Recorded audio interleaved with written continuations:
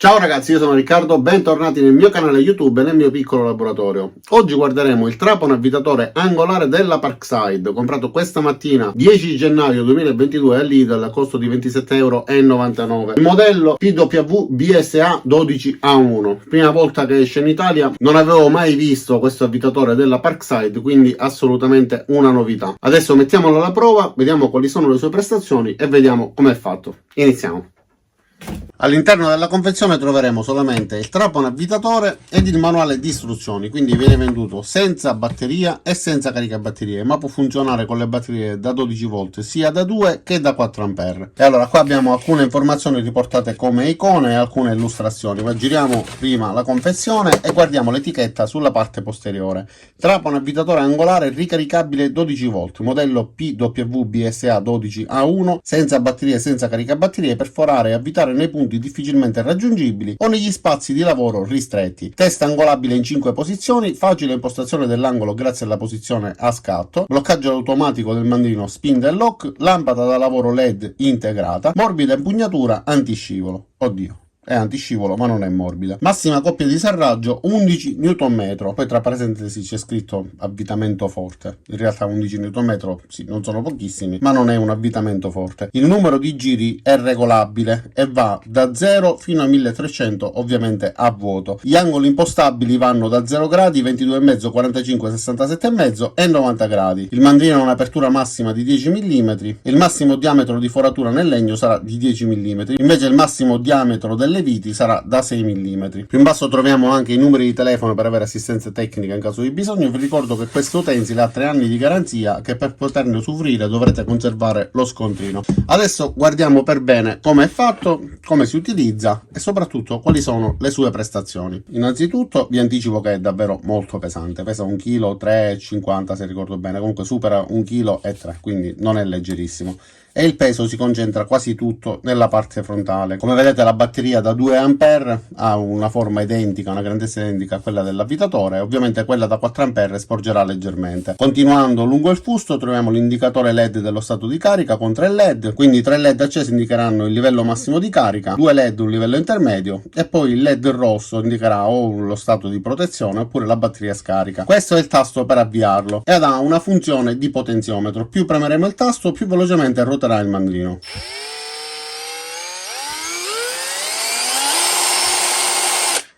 Continuando lungo il fusto troviamo il tasto selettore per poter cambiare senso di rotazione,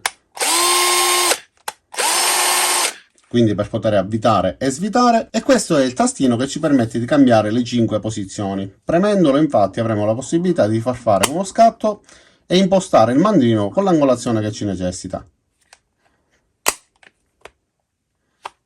Durante lo spostamento il mandrino ruoterà e questo è dovuto al movimento degli ingranaggi che restano ovviamente in contatto, quindi fanno ruotare il mandrino. Da questa parte non abbiamo alcun comando e alcuna funzione, ma abbiamo questa etichetta che ci riporta le caratteristiche tecniche che abbiamo visto poco fa. Ma continuiamo ad osservare questo avvitatore. Sulla parte alta abbiamo questa luce LED, purtroppo si accende solo durante la pressione del tasto e si spegne quando rilasciamo il tastino. Sarebbe stato comodo se si fosse accesa e se fosse rimasta accesa per qualche secondo dopo il rilascio, o se ci avesse consentito di accenderla premendo leggermente il tasto senza avviare la rotazione, perché se dobbiamo illuminare una zona dove abbiamo scarsa visibilità, ruotando il mandrino, se stiamo utilizzando una vite, potrebbe cadere. Insomma, sicuramente non è il massimo.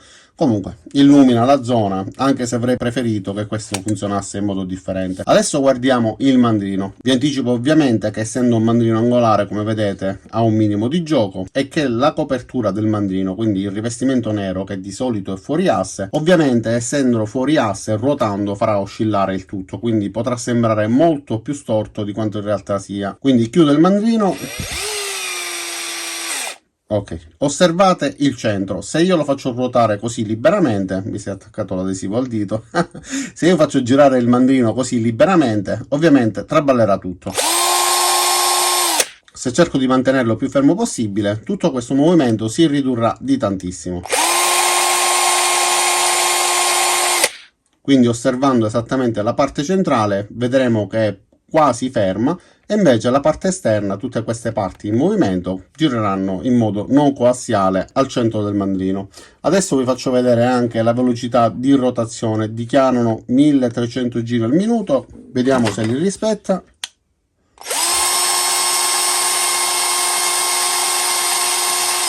1115 giri, va bene, ma è un avvitatore che serve ad avvitare viti piccole e serve a fare fori piccoli, quindi adesso facciamo subito un paio di prove avvitando alcune viti e facendo alcuni fori. Allora facciamo questa prova iniziando proprio con un test di foratura. Utilizzerò una punta Parkside Performance per legno da 8 mm, vediamo come va.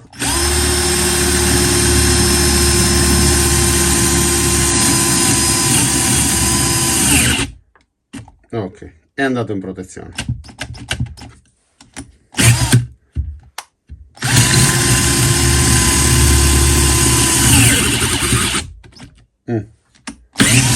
Allora, questa però è una punta Parkside Performance effettivamente particolare, tende a tirare verso giù l'avvitatore, se non è molto potente lo mette un po' in difficoltà, quindi proviamo a fare un altro foro e poi cambio punta. Allora, con 8 mm io lascerei perdere come test perché abbiamo visto che si ferma. Proviamo con una punta più piccola, quindi passiamo a 6 mm. Il serraggio del mandrino va fatto a motore fermo, potete chiudere le pinze del mandrino premendo il tastino, però poi il serraggio va fatto in questo modo. Allora, 6 mm riuscito a forarlo, però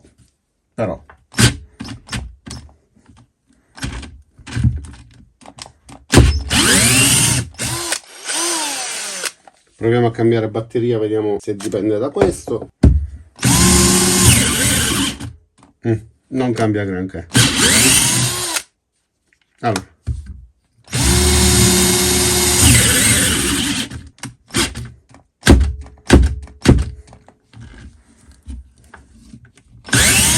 Ho cambiato tipo di punta, vediamo se con questa va meglio.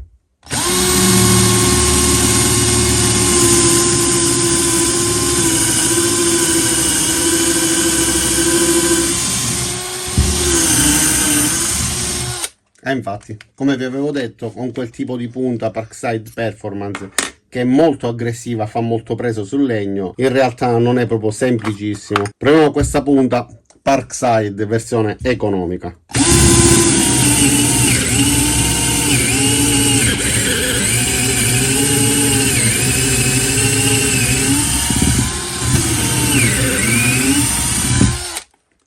(10 mm) è riuscito a farlo, quindi il test di prima con le punte un pochettino più aggressive non è riuscito a superarlo, però i 10 mm sul legno riesce a farli senza problemi. Va bene, mi stavo preoccupando. Allora adesso voglio testare sia il dosaggio della forza, quindi voglio provare a avvitare queste viti piccole su questa superficie, vedendo se riesco a modulare la forza premendo poco il tasto.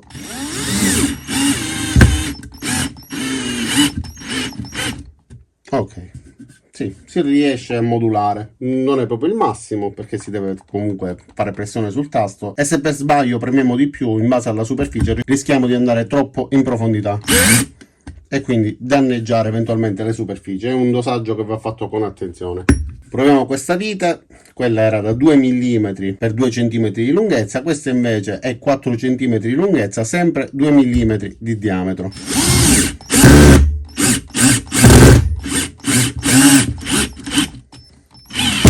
Anche questa riesce ad andare in profondità. Non faccio più la prova di dosaggio della forza, ma voglio vedere con la sua massima forza a che profondità arriva. E nel frattempo mi sono accorto di un dettaglio: avendo questa impugnatura da dietro non si riesce a dare la giusta forza sulla vite, quindi come avete visto saltella un pochettino. Proviamo allora con questa vite da 5 cm di lunghezza per 5 mm di diametro. Eh sì, saltella, quindi questo avvitatore va utilizzato con 2 mani e soprattutto in alcune circostanze con una rotazione lenta, altrimenti come vedete non riusciamo a dosare bene la forza e rischia che la punta salta via dalla testa, quindi premiamo da questa parte. Ed è riuscito comunque ad arrivare fino a fine corsa. Adesso loro ci dicono che noi possiamo utilizzare delle viti da 6 mm di diametro, non ci parlano di lunghezza, quindi io utilizzo questa da 6 mm per 8 cm di lunghezza, che è, diciamo, una misura standard 6 x 8, quindi se mi dicono che posso avvitare 6 mm, in teoria posso riuscire ad avvitare 6 mm per 8 cm. Proviamo.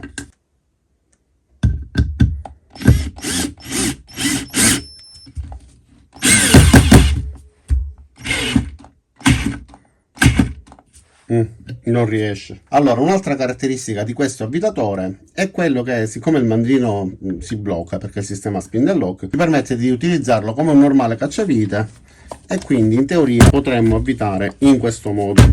Allora, proviamo un altro avvitatore per farvi vedere la differenza.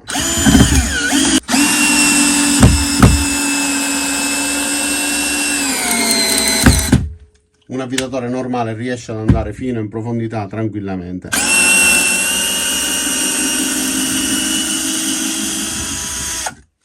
È imparagonabile come tipo di test, però se loro mi dicono che io posso avvitare viti da 6 mm, io devo provare la vite da 6 mm, che come avete visto entra solo per qualche millimetro. Quindi come avvitatore, diciamo che può essere utile forse per armadi, armadietti, eccetera, per punti difficilmente raggiungibili, sicuramente solo per forare o il metallo che non sia di diametri eccessivi, oppure per forare il legno, ma utilizzando delle punte che con un altro avvitatore, per esempio questa si era bloccata subito, con questo avvitatore riesce ad andare tranquillamente in profondità.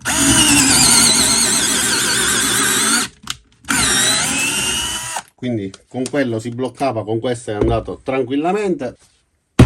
A questo punto proviamo ad utilizzarlo con una batteria da 4 A. Vediamo se cambia musica. Punta da 8 mm che poco fa non è riuscita.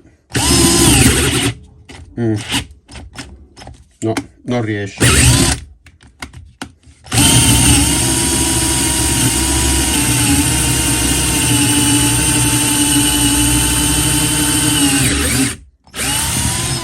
Bisogna andare davvero molto lentamente, perché questa punta, questo sistema così aggressivo, non va proprio a genio.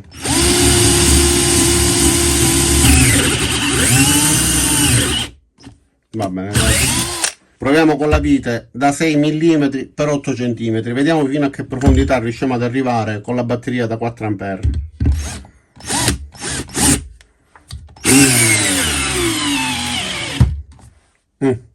Fino a metà. Abbiamo metà della carica della batteria, si accende il LED giallo e il LED rosso, quindi diciamo che in parte lo giustifico per questo motivo, ma sicuramente con 6 mm non va bene. Allora, tra l'altro si è surriscaldato, vediamo di quanto. Come vedete nella parte centrale è abbastanza caldo, siamo arrivati a 41-42 gradi.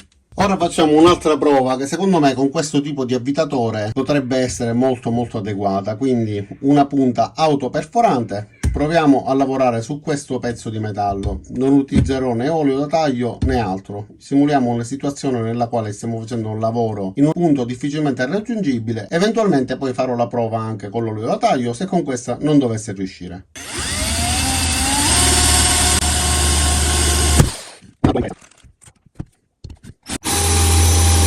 Proviamo con l'olio da taglio, tra l'altro già il foro è stato praticato per metà, vediamo se va meglio. No, non riesco assolutamente a praticare forza. Usiamo il classico avvitatore.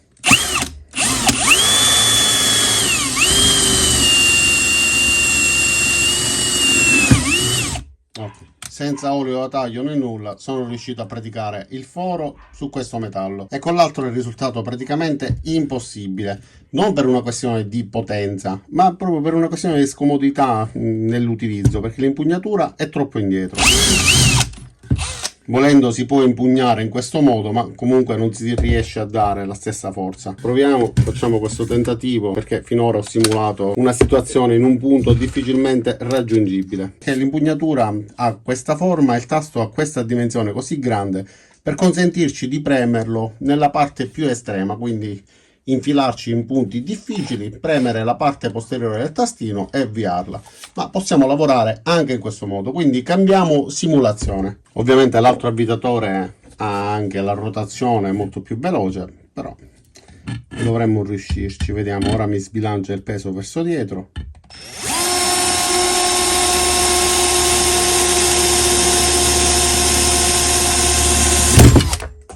è sicuramente molto difficile da utilizzare. Sto seminando viti ovunque, va bene, cresceranno tanti alberelli di viti.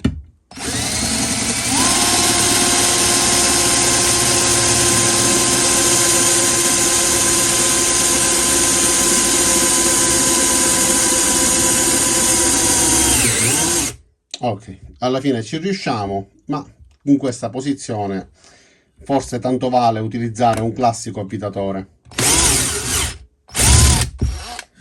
Sicuramente in alcune circostanze sarà la manna dal cielo che aiuta, e altrimenti non si riuscirebbe a lavorare. Vediamo dopo questi altri test che temperatura abbiamo raggiunto. La temperatura è costante, sempre attorno ai 40 gradi. 43 dove ci sono le prese d'aria.